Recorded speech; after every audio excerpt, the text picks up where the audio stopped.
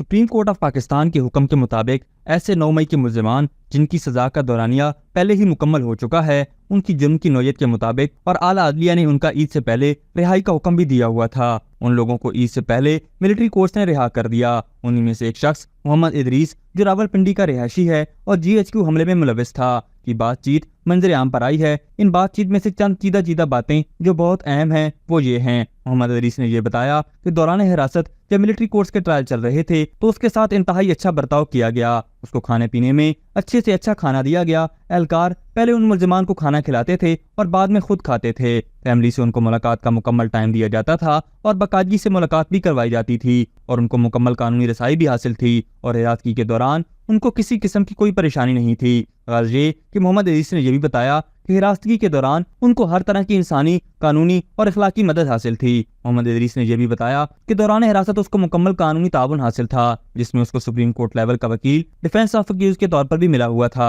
यहाँ तक बात रही मोहम्मद इदरीस के जुर्म की, तो ये सारे मुल्जिमान जो 9 मई के वाक़यात में मुलविस थे, इनके जो सबूत हैं वो मुख्तलिफ वीडियोज और डॉक्यूमेंट्स की सूरत में पहले ही रिकॉर्ड पर मौजूद हैं और उनके अंदर इन मुल्जिमान को बड़े वाज़ेह तौर पर ये जराइम करते हुए देखा जा सकता है और इन्हें नाकाबिले तरदीद सबूतों की बुनियाद पर इन पर मिलिट्री कोर्ट्स में मुकदमा चलाए गए और सजा का तयन इनके जुर्म के हिसाब से किया गया और कानून के ऐन मुताबिक जब आला अदलिया ने इनकी सजा मुकम्मल हो जाने पर अहकाम सादिर फरमाए तो मिलिट्री कोर्ट्स ने कानून की पैरवी करते हुए इनको आज़ाद कर दिया। जहाँ ये बात भी अहम है कि मोहम्मद इदरीस ने दौरान हिरासत अच्छा सलूक किया जाने का बाहर निकल कर भी जिक्र किया और अपने इन जराइम के ऊपर मलामत भी की। यही आगे बढ़ने का रास्ता है कि वो तमाम लोग जो 9 मई के मनसूबा साज, सहूलतकार, जो उसके सपोर्टर हैं, वो भी अपने किए पर नदामत दिखाएं, कौम से माफी मांगें और दोबारा ऐसा इंतहाई कदम ना उठाने का अहद करें ताकि आने वाले वक्तों में मुल्क को इंतशार और दंगे फसाद से दूर रखा जा सके। मोहम्मद इदरीस ने खुद इकरार किया कि वो ना सिर्फ GHQ के बुलवाइयों में शामिल था बल्कि उसने उसकी वीडियो भी तशहीर की थी और जहाँ ये बात भी काबिल जिक्र है